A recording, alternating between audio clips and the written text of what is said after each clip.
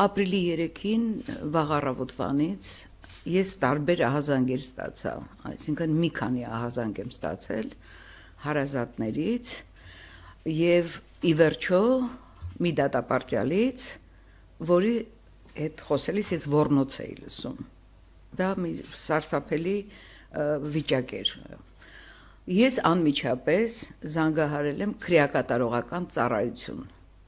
հասարակայնության հետ կապերի բաժին եւ հարցրել եմ ինչա կատարվում 5-րդ հարկում Նուբարաշենի։ Դա Նուբարաշեն ես շատ եմ եղել ծմադատապարտյալների մոտ 5-րդ հարկում 98 թվականին եմ առաջի անգամ գնացել։ Եվ հիմա ես համեմատություններս է թվի, որ մի սարսափելի վիճակ էր այն ժամանակ։ Դրանից հետո ես զանգել եմ MIP գրասենյակ եւ ասել եմ, որ sense վիճակ է այնտեղ։ Մանրամասն տեղեկություններ եմ ստացել եւ ես անմիջապես գրառում եմ արել, որովհետեւ դա արտառոց իրավիճակ է, երբ անպաշտպան մարդկանց մտնում են այդ սպեցնազ կոչվածը 30-40 հոգով, ես հիմա ձեզ կնկարագրեմ, թե ծեծը խոշտանգումը ներողություն, ինչպիսին է եղել, երբ գետնին տապալելով, նախ խցերը ավիրել են, ամեն ինչ թափել շպրտել են սնունդը, հագուստեղենը եւ այլն, եւ գետնին են գցում ուրեմն դատապարտյալին, կանգնում են վրան ու սկսում են դուբինկաներով ծեծել, ասենք այդ կոտրվածքների մասին տեղեկությունները, դա այդ հարվածները, ինչի համար հարցնում էին բոլոր դատապարտյալները, ինչի համար են դա անում, ուղղակի այդպես են ուզում, այդպես են, ես 16 թվականին էր նման մի բան պատահել, էլի Նուբարաշենում, այն ժամանակ էլի օմբուդսմենի գրասենյակը արձագանքեց, իդեպ շնորհակալ եմ օմբուդսմենի գրասենյակին, Տիկին Մանասյանին, արագ արձագանքման համար, եւ ինձ թվում էր, որ դեռ դա շարունակվում էր եւ իրենք շատ արագ են արձագանքել եւ գնացել Նուբարաշեն։ Նուբարաշենը դա բռնությունների որջ է։ Այդ 16 թվականին էլի օմբուդսմենի գրասենյակը գնաց եւ հայտնաբերեց այնտեղ ինչ էր կատարվել։ Այն ժամանակ իրոք ներքնակներ այրվել էին, որովհետեւ դատապարտյալները փորձել են պաշտպանվել այրելով դռների վրա պահելով, որպեսզի իրենց այդ ջարդը չիրականացնեն, այսպես ասած։ Եվս ուրիշ մի քանի տարի առաջ Նուբարաշենի բանտում, ուրեմն դանակահարել էին կալանավորին ռեժիմի պետի տեղեկությամբ եւ այլն, այն ժամանակ վարչության պետին հետո հեռացանեցին աշխատանքից։ Այլ ուրիշ դեպքեր էլ կարող եմ ասել, եւ Նուբարաշենը դա մի կատաստրոֆիկ կներեք այս բառով ասեմ, բանտ է, որը շարունակ պիտի քանդեն, բայց չեն քանդում, այսինքն հանեն, այսինքն պայմանները իրավիճակը այդ բանտում, այդ մարդիկ ոնց են այնտեղ եւ ես այս դեպքում ես տարիներ շարունակ ծմադատապարտյալների խնդիրներով եմ զբաղվում, դա գիտեն բոլոր նախարարները, ես միշտ հանդիպում էի նախարարների հետ, օրինակ Գրիգոր Մինասյանի ժամանակ փոխնախարար Բալյանի հետ, այսպիսի դեպքեր իհարկե չի արձանագրվել, բայց երբ խնդիրներ էր լինում իմ այցելությունից հետո, ես գնում էի, աշխատում ենք այդ խնդիրները լուծել եւ ոչ թե հրապարակել, հասկանում եք, իսկ խոշտանգումը, բռնությունը դա արտառոց իրավիճակ է, այն էլ ծմադատապարտյալներին, որոնք իրենք տարբերվում են իրենց օրինակելի վարքով։ Տիկին Ալեքսանյան, խնդրեմ ներկայացնեք մասնավորապես արդյոք տեղեկություններ հայտնել են ձեզ, որն է եղել պատճառը։ Դե ես ասում եմ, որ իրենք հարցնում էին, ինչ է եղել, ինչ է պատահել։ Ես հիմա կասեմ մի բան։ Ուրեմն զբոսանքի ժամանակ երգել են դատապարտյալները տարբեր երգեր։ Ինչ որ մեկը երգել է Դոլյա Վարավսկայա։ Ու դրանից հետո, երբ որ հենց դրանից հետո է եղել այս ամեն ինչը, այդ սպեցնազը, որը իրենց խփում էր, ասում էր դուք պետք է երգեք Գասպադա օֆիցերի։ Պատկերացնում եք։ Դա ես ամենայն պատասխանատվությամբ եմ ասում, որ ես մի քանի հոգու հետ եմ խոսել եւ երբ որ բոլորը նույն բանն են պատմում, դու չես կարող կասկած ունենալ այլևս դրա մասին։ Դա ուղղակի, հա, եւ ասեմ ամենակարևորը հիմա ասեմ, որ սա շարունակվում է 1 ամսից ավել։ Եվ մեկը ասեց, որ գոնե սա վերջինը լինի։ Պատկերացնում եք, զինծառայողների ծնողներն են, երբ որ իրենց ворցիները զոհվում են, նրանք են այդ բառերը ասում։ Շատ ազդեցիկ էր եւ շատ ծանր տարա այս մի քանի օրը այս տեղեկությունները։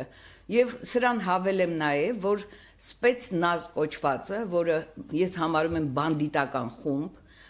իր արտոնյալ վիճակով առևանգել է դատապարտյալներից մեկին։ Ես կարող եմ հրապարակել անուն ազգանունը Դավիթ Մինասյան։ Երկրորդ օրը դեռ նա չկար տեղում, այսինքն դա ո՞նց կարող է առևանգել, ո՞նց կարելի է, չեմ հասկանում ինչա կատարվում, գիտեք։ Իսկ հիմա նա որտեղ է։ Ես չգիտեմ։ Ես սա հայտարար ասում եմ, որպեսզի մարդիկ հավաքեն այդ տեղեկությունները, ճշտեն այդ ամեն ինչը եւ այսինչ արտոնյալ վիճակ է։ Ես գիտեք ինչ, ես աշխատել եմ Միջին Ասիայում, Human Rights Watch-ի գրասենյակում եւ այնտեղ դա բռնատիրական երկիր է Ուզբեկստանը եւ նրանց բանտերը դասվում են անմարտկային բանտերի շարքում, այսպեսի կարգավիճակ ունեն ամբողջ աշխարհում։ Նուբարաշենը, ես մյուսների մասին չեմ կարող ասել։ Ես շատ եմ եղել եւ Արմավիրում, եւ Սևան քրեակատարողական հիմնարկում, տարբեր տեղ, բայց այն ինչ որ կատարվում է Նուբարաշենում, տարիներ շարունակ, փաստորեն սա այսպես մի ապահով տեղ է, եւ ինձ շատ էր ապշեցրել նախարարի պնդումները, որ իրավաչափ ուժ է կիրառվել, հասկանում եք, այսպես կանգնած դու ինչ գիտես, քննություն չեք նշանակել, դու գոնե համոզվելու համար դու կարող ես հետաքրքրվել, ուղարկել քո նախարարությունից մարդիկ, որ պարոնակ մարդիկ են, չէ՞ այնտեղ։ Առանց այդ էլ բազմաթիվ հիվանդություններով 20 տարուց ավել այդ դատապարտյալները մինչև 30 տարի այնտեղ մարդիկ կան։ Դուք ո՞նց կարող եք իրանց հետ տենց վարվել։ Տիկին Ալեքսանյան, մի հստակեցնող հարց, դատապարտյալներից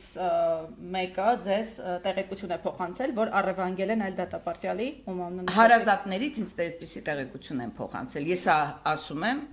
որ ճշտեն եւ անուն ազգանունն են ինձ ասել։ Շնորհակալություն, այո, իհարկե, խնդրում։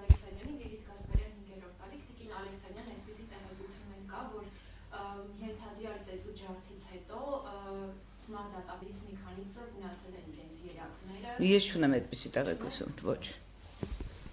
Ես հացադուլ 1 հոգի հացադուլ է սկսել, այո։ Չեմ կարող ասել, ես ինձ ինքան շատ էին այս քանի օր այդ տեղեկությունները, չեմ հասցրել այտենց հատուկ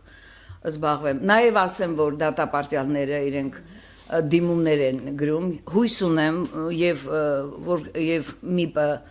հետևողական կլինի, որ այդ դիմումները տեղ հասնեն եւ ոչ թե կորեն ճանապարհներին։ Եվ ես ասեմ նաեւ, որ ես միշտ մուտք եմ ունեցել, այսինքն հանդիպել ենք 40-ից ավելի ծմահ դատապարտյալների հետ, բարձրացրել ենք իրենց խնդիրները։ Իսկ հիմա ինձ ասում են, որ եթե ես հանդիպում եմ ծմահ դատապարտյալի հետ, ուրեմն պետք է ծմահ դատապարտյալի տեսակցություններից մեկը հանվի։ Այսինքն այդ պատժիչ մեխանիզմները հենց քրեակատարողական ծառայության ներսում են ենթադրում, չգիտեմ, պարոն Հովանեսյան, Մարգարյան, ես այդպես է, որովհետև ոնց կարող է դա ծմահ դատապարտյալը ունի 4 տեսակցություն ենթադրենք տարեկան, կամ ինչի պետք է դա հանվի, իսկ ինչա եւ լրագրողների, իրավապաշտպանների մուտքը, ես միշտ եկել եմ թույլտվությամբ, ես բոլոր հիմնարկներում, պետերի հետ, մենք ունեցել ենք շատ լավ հարաբերություններ, ոչ մի խնդիրներ չեն եղել, միշտ ընդառաջել են բացի մեկ անգամից,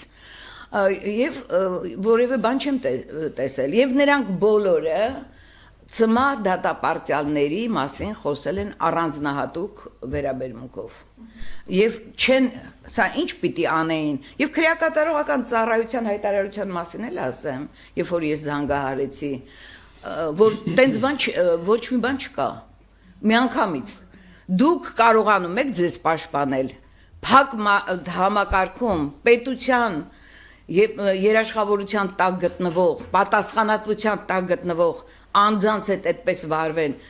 դուք ոնց կարող եք ասել, որ նման բան տեղի չունի, դիմադրություն են ցույց, ինչ դիմադրություն կարող են նրանք ցույց տալ, ինչ դիմադրություն։ Դե ես ասում եմ կոտրվածք ունեցողներ էլ կան, տարել են արձանագրվել են վնասվածքներ։ Դա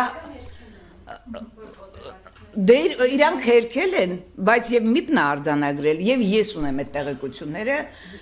որ արձանագրվել են այդ վնասվածքները։ Եթե հարց ունեք, Տիկին Ալեքսանյան, դուք ասեցիք նախարարի հայտարարության մեջ ասում է, որ ոչ իրավաչափ ուղղ իրավարվել, որտեղից իրեն այդ պնդում է, այսինքն ինքը օդից է նման հայտարարություն։ Ես չգիտեմ, այդ իրան է պետք հարցնել, որ տեսնեք։ Ես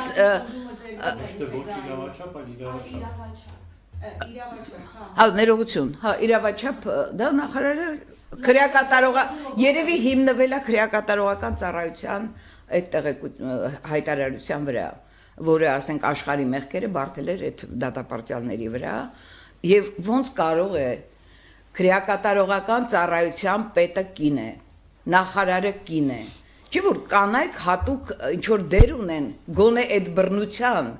փոխանակ մի հատ պարզ են, ես ձեզ լուր եմ տալիս, ես ձեզ ահազանգում եմ, փոխանակ մի հատ պարզ են, հերքում են ամեն ինչ։ Իսկ հետաքրքրում է ձեզ, ոնց կարող եք դուք նստեք այդտեղ իմանալով բռնությունների մասին, ասենք քրեակատարողական ծառայության պետը կամ չգիտեմ, այդ ամբողջ կազմը։